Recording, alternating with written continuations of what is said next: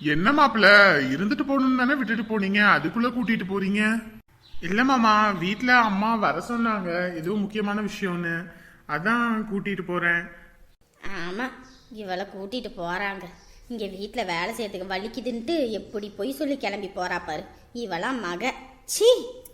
எம்மாடி, இருந்துட்டு போலல, நான் வேணா அங்க வீட்டுல பேசுறேன். இல்லப்பா, அத்தை வேற ஃபோன் பண்ணி கூப்பிட்டாங்க வான்னு சொல்லி, அதனாலதான்ப்பா கிளம்புறேன்.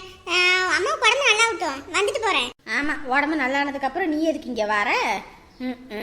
உடம்பு முடியல, இங்க இருந்து உக்காந்து ஒத்தாசையா பாப்பாளா, அதை விட்டுக்கிட்டு பிச்சுக்கிட்டு ஓடுறா. உடம்பு நல்லானோடனே இங்க வாராளாமா, நம்ம ஆக்கி போட்டு கிழிக்கணும் இவளுகளுக்கு. சரிம்மா, நேரத்துக்கு மாத்திரை போட்டுக்கோ. சாப்பாடு எப்படியாவது என்ன பண்ணிக்கங்க, சரியா? சரி, ரொம்ப நேரம் ஆகி போச்சு வந்து நின்று நீங்களும் பேசிக்கிட்டு இருக்கிறதுனால மணி ஆகி போயிடும். கிளம்புங்க, மழை வேற வர மாதிரி இருக்கு, பார்த்து போயிட்டு வாங்க. சரிங்க அத்தை, நாங்க வரோம். என்னன்னு பார்த்துட்டு வேணா கூட நான் சீதாவை கூட்டிட்டு வந்து விட்டுட்டு போறேன். ஒண்ணு வேணாம் மாப்பிள்ள, நாங்க பாத்துக்கிறோம். இல்லம்மா அத்தை, நான் கூட்டிட்டு வந்து விட்டுறேன். இவர் வேற கம்முன்னு இருக்காம கூட்டிட்டு வந்து விடுறேன்னு. என்ன மணி ஆயிடுச்சு, கிளம்புவோம். சரி, போயிட்டு வரமா. வீணா போனவ, எத்தனை நாள் இவளுக்கு உடம்பு சரியில்லைன்னு ஆஸ்பத்திரிக்கு அங்கிட்டு இங்கிட்டும் கூட்டிக்கிட்டு திரிஞ்சிருக்கேன். தூக்கிக்கிட்டு ஓடுவேன் சின்ன வயசுல உடம்பு சரியில்லைன்னு. ஆனா இன்னைக்கு நமக்கு உடம்பு முடியல, ஒரு வேலை வெட்டிய பாருங்கடின்னு பிச்சுக்கிட்டு ஓடுறா. எல்லாம் அப்படித்தான் இருப்பாங்கன்னு இப்பதான் தெரியுது. பாவம் சீதா, கல்யாணம் ஆன நாள்ல இருந்து இங்கேயும் அங்கேயுமா அலக்கழிச்சுக்கிட்டு புள்ள பாவம். ஏங்க சும்மா வாயை கிண்டாதீங்க, கம்முன்னு அங்கிட்டு போங்க. என்ன ஆச்சு இப்போ? ஏங்க இவ்வளவு வாயில ஒரு வார்த்தை சொல்லக்கூடாதுங்க. துணியை ஒழுங்கா காய போடுறீன்னு சொன்னதுக்கு மாப்பிள்ளைய வர சொல்லி அவர் கூட கிளம்பி போறா, உங்க நொத்த கூப்பிட்டான்னு சொல்லி. ஓஹோ, அப்ப நீதான் புள்ளைய குறை சொல்லி அது இதுன்னு பேசியிருக்க, அதான் புள்ள கிளம்பி போயிருக்கு. ஆமா, புள்ள உலகத்துல இல்லாத புள்ள. அம்மாவுக்கு உடம்பு முடியலையே, இருந்து பாப்பா வைப்போன்னு ஏதாவது இருக்கு. இங்க வேலை செய்யறதுக்கு வலிக்குதாமா. மாமியார் வீட்டுல எல்லாமே மாமியார் வேலை செஞ்சிரும், இங்க வந்து எல்லாமே நானே செய்யணும்னு மூக்கால அழுகுற. இவளுக்கெல்லாம் எம்பிட்டு செஞ்சிருப்போம். அன்னைக்கு கூட மாமியார் வீட்டுல இவளை எதுவும் சொல்லிடக்கூடாதுன்னு நகையை அள்ளி கட்டிக்கிட்டு கொண்டு போய் கொடுத்துட்டு வாரோம். இவளாம் புள்ள, இவளையெல்லாம் வளர்த்ததுக்கு பதிலா ஏதோ என் வாய் நல்லா வருது. இல்ல நெசமா நான் கேக்குறேன், உனக்கு வாயா இல்ல வேற அது காவாயா? முதல்ல அந்த காவிய பிள்ளைய அதை இதுன்னு பேசி துரத்தி விட்ட, அப்புறம் இந்த ராசா பையில அதை இதுன்னு சொல்லி துரத்தி விட்ட, இப்ப வீட்டுக்கு வந்த மாப்பிள்ளையும் புள்ளையும் துரத்தி விட்ட. இனி எல்லாத்தையும் துரத்தி விட்டுரு, என்னையும் துரத்திடு. அதுக்கப்புறம் நீ மட்டும் வீட்டுல உக்காந்துக்கிட்டு கோட்டை கட்டிக்கிட்டு சந்தோஷமா இரு. என்னதான் வாயோ, பொறுத்து போகணுன்ற எண்ணமே இல்ல கொஞ்சம் கூட.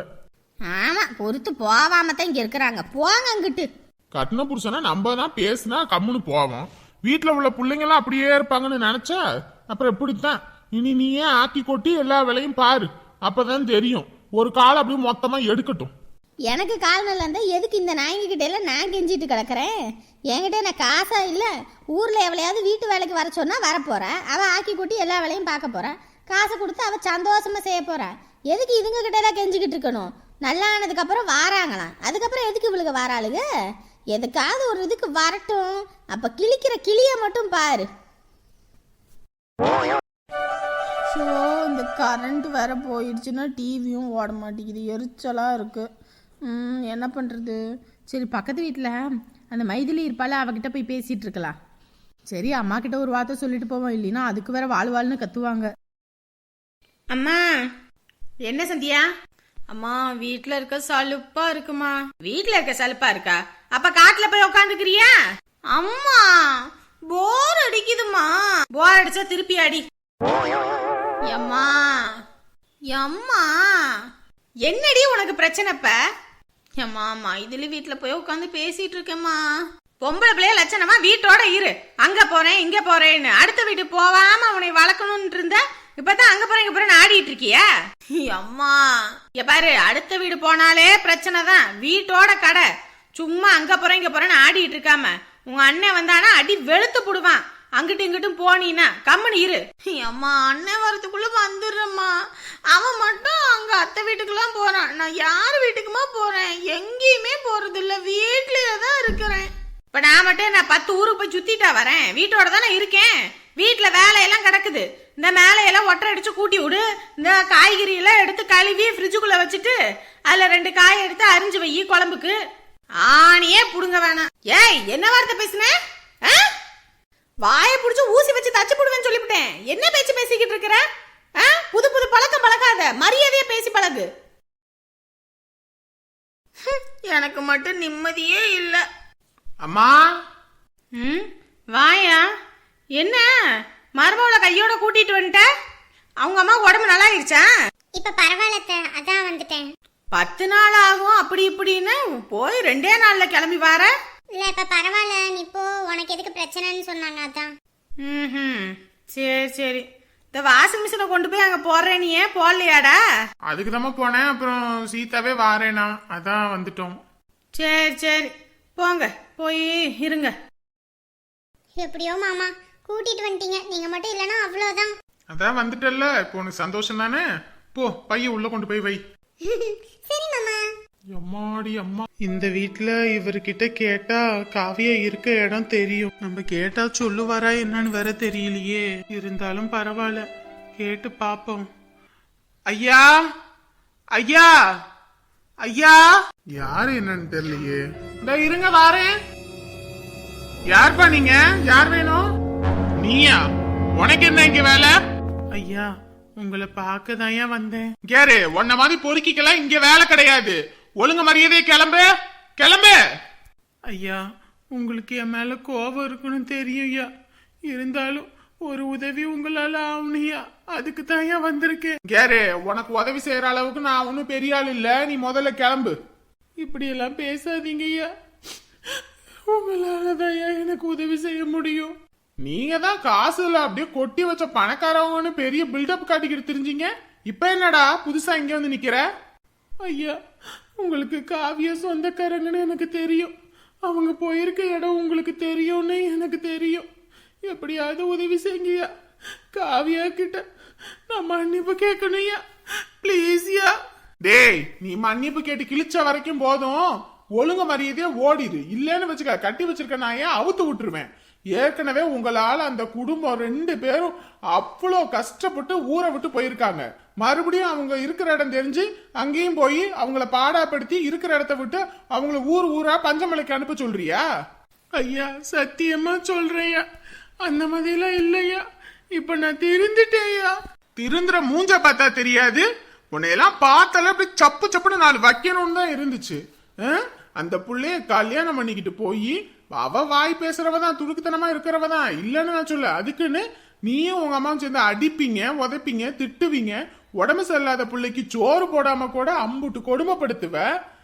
உனக்கு நான் பாவம் பார்க்கணுமா? ஒழுங்க மரியாதையே போயிரு. இல்லன்னு வச்சுக்க, அரைஞ்சு போடுவேன்.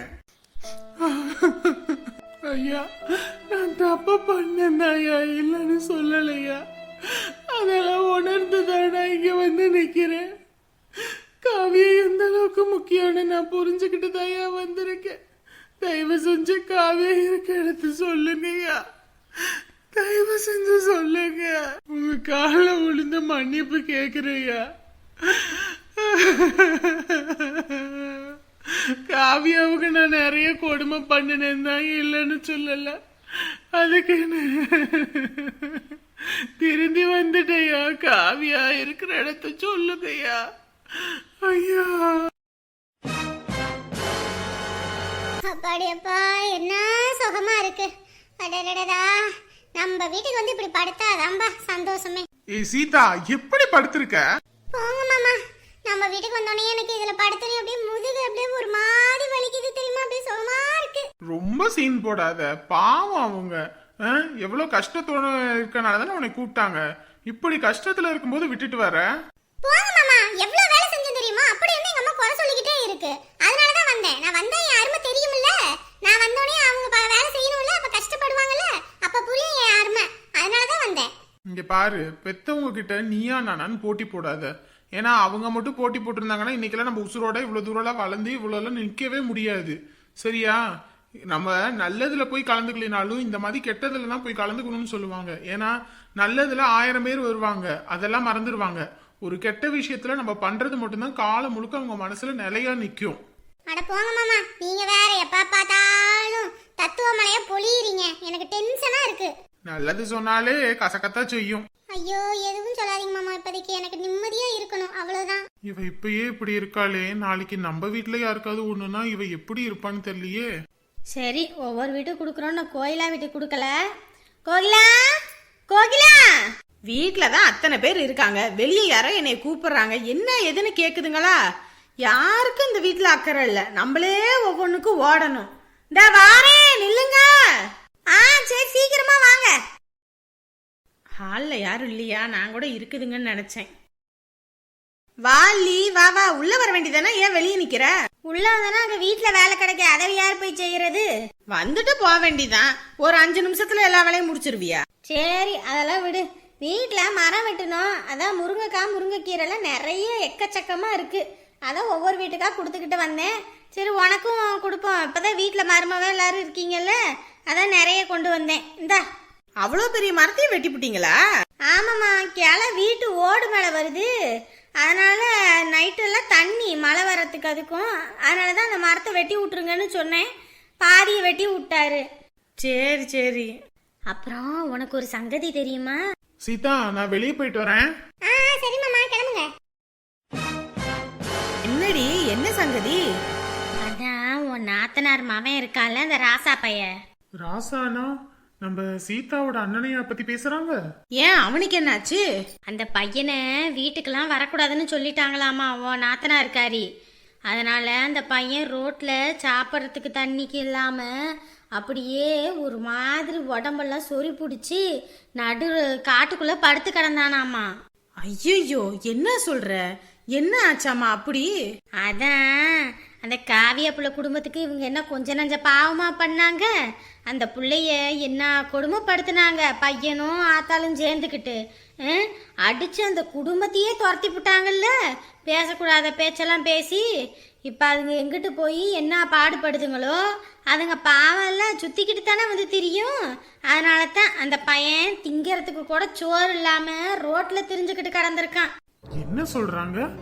ஒரு பொண்ணோட வாழ்க்கையவே அழிச்சிருக்கானா? அதுக்கும் இதுக்கும் என்ன சம்பந்தம் இருக்கு? இவனை எதுக்கு துரத்தி இருக்காங்க? அது என்ன சங்கதினா, இப்பதான் உன் கையில காலில் விழுந்து உன் பையனுக்கு அந்த பிள்ளைய கட்டி கொடுத்துருக்காங்கல்ல. இந்த விஷயம்லாம் தெரிஞ்சதுன்னா உன் பையன் இந்த பிள்ளைய ஏதாவது பிரச்சனை பண்ணுவான்னு சொல்லி இந்த புள்ள வீட்டில் அப்படியே அதை நைஸாக மறைச்சி இவனை வீட்டை விட்டு அனுப்பிட்டாங்களாமா. அப்பதான் வந்து இவன் எங்க இருக்கான், யாரு எது கேட்டாலுமே இவன் வெளியூர்ல இருக்கான்னு சொல்லிருங்க, இங்க இருக்கன்ற மாதிரிலாம் காட்டிக்க வேணாம், நம்ம புள்ள வாழ்க்கை தான் நமக்கு முக்கியம்னு சொல்லி இவன் இந்த வேலை பண்ணியிருக்கா. அதனாலதான் அந்த பையன் எங்கிட்டு போறது என்ன பண்றதுன்னு தெரியாம அப்படி தெரிஞ்சுக்கிட்டு இருந்திருக்கான். இவ்வளோ பெரிய விஷயம் நடந்திருக்கு, இந்த சீதா இத்தனையும் மறைச்சு எப்படி அவங்க குடும்பத்தில் உள்ளவங்கள சிரிச்சு பேசுறாங்க? சீ, அடி பாவிகளா, என்னென்ன வேலை பார்த்துருக்காளுகன்னு பாரு. என் பிள்ளைய கூட அந்த பயலுக்கு கட்டி வைன்னு கேட்டாங்க, நான் கொடுக்கவே முடியாதுன்னு ஒரே காலில் நின்றுட்டேன். என் வீட்டுக்கார கூட கட்டி வச்சிருவோன்னு சொல்லிக்கிட்டு இருந்தது. நீங்க வாயை மூடிட்டு கம்முன்னு இருங்கன்னு சொல்லி அந்த ஆளை மிரட்டவும் தான் அமைதியா இருக்கிறது. இல்லைன்னு வச்சுக்க, என் புள்ள வாழ்க்கையை அந்த மாதிரி தான் பண்ணியிருப்பாங்க. எப்ப எந்த சாமி புண்ணியமோ எங்களை இப்படி தள்ளிக்கிட்டு வந்துருச்சு. ஆத்தாடி, இப்படியும் இருக்குதுங்களா ஜென்மங்க அப்படின்ற மாதிரி இருக்கு. நம்ம வீட்டிலலாம் ஒரு விஷயம் நடந்தால் ஊருக்கே தண்டனை அடிப்பாங்க. அவங்க வீட்டு விஷயம்னோனையும் அப்படி எப்படி மூடி கமுக்கமாக மறைச்சிருக்காங்க பார்த்தியா? அது எப்படியோ போய் தொலையுது, நமக்கு என்ன? நம்மளும் அந்த வீட்டில் பொண்ணு எடுத்திருக்கோம், நம்மளும் அவங்கள பற்றி தப்பாக பேசக்கூடாது. நம்மளும் ஒரு பிள்ளைய வச்சுருக்கோம். அவங்கவுங்க பண்ணுற பாவம் அவங்கவுங்களுக்குமா, நம்ம என்னத்தை போய் சொல்ல முடியும்? கொஞ்சம் நஞ்சம் ஆட்டமாக ஆடுற ஆளுங்க காசு இருக்குன்னு காசை கண்ணை மறைச்சிருச்சுன்னா நம்மள மாதிரி ஆளுங்களை கண்ணு தெரிய மாட்டேங்குது. என்னத்தை சொல்கிறது, ஒன்றும் சொல்கிறதுக்கு இல்லை. சரி, நீயும் போய் பாரு வேலைய, நானும் போய் சமைக்கிறேன். இந்த மருமவளும் வந்துட்டா, போய் சமைக்கணும் வைக்கணும், ஊருப்பட்ட வேலை கிடக்கு. யாரு மருமக வந்துருச்சுன்னா மருமக தலையில வேலையை கட்டிட்டு நீ கம்முன்னு இருக்க வேண்டித்தானே? அதை விட்டு எல்லா வேலையும் நீயே இழுத்து போட்டு பார்த்துக்கிட்டு வேலை வெட்டிக்கு போய்கிட்டு, இதெல்லாம் என்ன கூத்து? அவளே அவங்க அம்மாவுக்கு உடம்பு சரியில்லைன்னு போயிட்டு இன்னைக்கு தம்மா வந்திருக்கா. அங்கே ஊருப்பட்ட வேலை, வந்தோடனே வேலை செய்ய முடியுமா? விட்டு பார்த்துக்கலாம்.